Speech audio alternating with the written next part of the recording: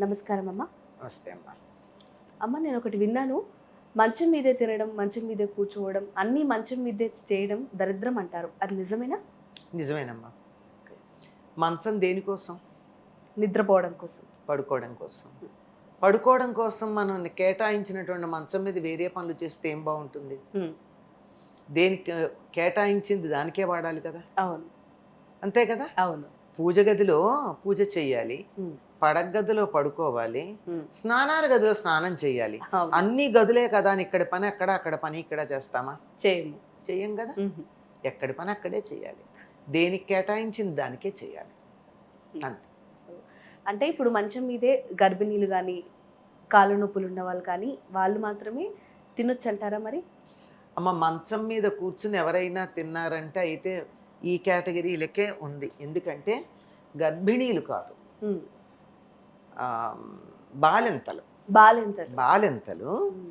ఆ 10 రోజులు వాళ్ళని మంచం మించి కదలనిచ్చేవాళ్ళు కాదు పూర్వం. హ్మ్. ఎందుకంటే అప్పటి పరిస్థితులు వేరు. ఇప్పట్లాగా ఇప్పుడున్న సా సాధన సామాగ్రి అది ఉండేది కాదు. వాళ్ళు గదిలో నుంచి బయటికి రాకుండా అక్కడే కూర్చోబెట్టి, వాళ్ళకి వీలైనంత వరకు కాలకృత్యాలు కూడా అక్కడి నుంచే ఎక్కువ దూరం కదలకుండా దరిదాపుల్లోనే చేసుకోవడానికి ఏర్పాట్లు చేసి, అంటే పూర్వకాలం ఊరికి దూరంగా వెళ్ళేవారు కదా. అవును. అట్లా కాకుండా బాలింతలకు మాత్రం చాలా దగ్గరలో ఏర్పాట్లు చేసి వాళ్ళని కదలనీయకుండా ఉంచేవారు. ఎందుకంటే తర్వాత రోజుల్లో వాళ్ళకి ఎటువంటి గర్భసంచికి సంబంధించినటువంటి వ్యాధులు రాకుండా ఉండడానికి. అటువంటి సందర్భంలో వాళ్ళు అక్కడే కూర్చోవాలి, కింద కూర్చోలేరు, పైకి లేవలేరు, హ్మ్. బయటికి రాలేరు, అసలు రాకూడదు. హ్మ్. అటువంటి సమయంలో ఏం చేస్తారు? పెట్టే ఆహారం ఏదంటే మంచం మీద కూర్చునే తింటారు. అటువంటి వాళ్ళు కానీ, మంచం మించి లేవలేకుండా మంచానికి అతుక్కుపోయే రోగం వచ్చిన వాళ్ళు కానీ హ్మ్. మంచం మీద కూర్చుని తినచ్చు. మిగిలిన వాళ్ళు ఎవరు మంచం మీద కూర్చొని తినకూడదు. దరిద్రమే అంటారు. దరిద్రం ఎలా? మామూలు దరిద్రం కాదు. ఇప్పుడు మనం తింటున్నాం, అవును. ఎంత లేదన్నా ఇంత మెతుకు కింద పడకుండా ఉంటుందా? పడుతుంది. పోనీ మెతుకులు కింద పడకుండా చాలా కేర్ఫుల్గా తిన్నాం.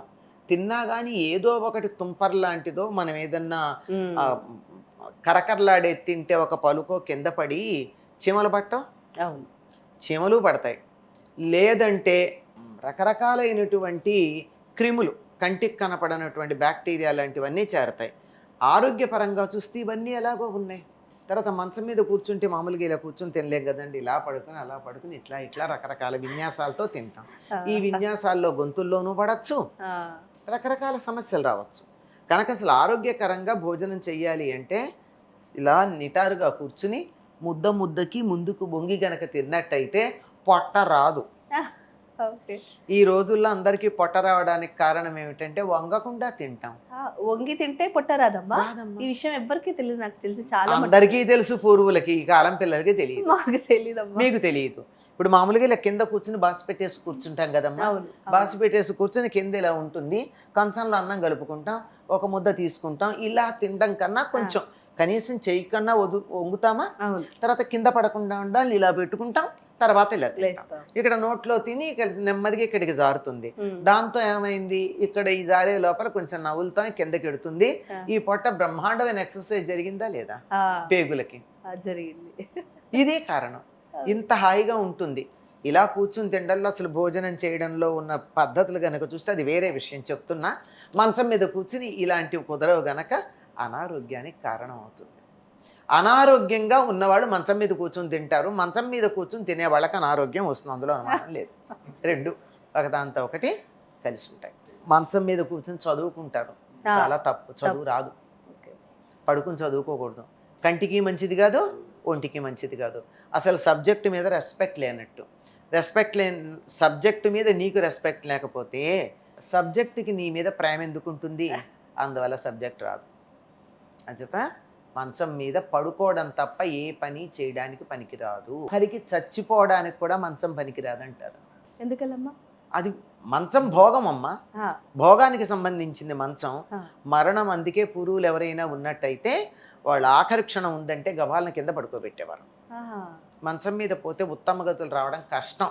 చాలా దానికి ఏవో పరిహారాలన్నీ చెయ్యాలి. అంచేత అది పనికిరాదు. అమ్మ అలాగే మంచం మీద ఏమైనా వస్తువులు పెట్టుకోవచ్చంటారా? అంటే దిండు, దుప్పటే కాకుండా? చాలా విషయాలు పెట్టుకోరమ్మా. పుస్తకాలు పెట్టకూడదు, నగలు, డబ్బు, దేవుడికి సంబంధించిన వస్తువులు మంచాల మీద పెట్టరు. పెట్టరు. ఎందుకంటే అది భోగానికి సంబంధించింది కదా. ఉమ్. అంచేత దాని మీద పెట్టకూడదు. డబ్బులు కూడా మంచం మీద పెట్టకూడదు అని చెప్తారు. కానీ చాలామందికి ఒక అలవాటు ఏంటంటే దిండు కింద డబ్బులు పెట్టేసుకోవడం, పరుపుల కింద డబ్బులు పెట్టేసుకోవడం జరుగుతూ ఉంటాయి. సరే మాకు కలిసి రావట్లేదండి అదండి అని రకరకాల మాటలు చెప్పేవాళ్ళు ఈ పనులు చెప్పరు, నేను చేస్తున్న ఈ పనులు ఇవ్వండి అని. చేత ఇటువంటి మానేస్తే చాలా బాగా ఉంటుంది. తర్వాత ఎందుకు చేయకూడదు అనే ప్రశ్న కూడా చాలామందికి వస్తుంది. మంచం మీద పడుకున్నప్పుడు రాత్రి కదా పడుకుంటాం. అవును. సాధారణంగా సంప్రదాయం తెలిసిన వాళ్ళు పగటి పూట మంచం మీద పడుకోరు, కూర్చొని కూడా కూర్చోరు. ఎప్పుడన్నా పగలు పడుకోవాల్సి వస్తే నేల మీద చాప వేసుకుని పడుకుంటారు, లేకపోతే ఊరికే పడుకుంటారు తప్ప మంచం మీద పడుకోరు. మంచం మీద పడుకున్నారంటే రోగులే, అంతే, రోగం వచ్చినట్టే లెక్క. ఎందుకు అంటే మనిషి రాత్రిపూట పడుకున్నప్పుడు శరీరంలో జీవక్రియ చాలా వేగంగా జరుగుతుంది.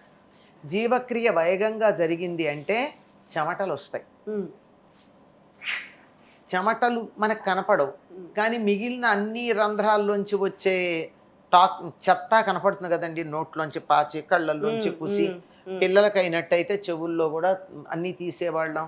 ఇంకా ఇతర ఫ్లషింగ్ అవుట్స్ అన్నీ ఉన్నాయి మనకి. వీటితో పాటు ప్రతి రోమకూపం నుంచి కూడా చెమట వస్తుంది. మంచం మీద పడుకుంటే మామూలుగా మంచం మీద పడుకున్నా ఎక్కడ పడుకున్నా రాత్రిపూట నిద్రపోయావు అంటే వచ్చేదంతే. అందుకే కదా నిద్రపోతాం. శరీరం మళ్ళీ ఉత్తేజితం కావాలి. రేపు పొద్దున తాజాగా ఉండాలంటే అలసట తగ్గాలి. అలసట తగ్గాలంటే లోపల రక్త ప్రసరణ బాగా జరగాలి. రక్త ప్రసరణ జరిగింది అంటే జీవక్రియ బాగా జరిగింది, మెటాబాలిక్ యాక్టివిటీ అంటారు.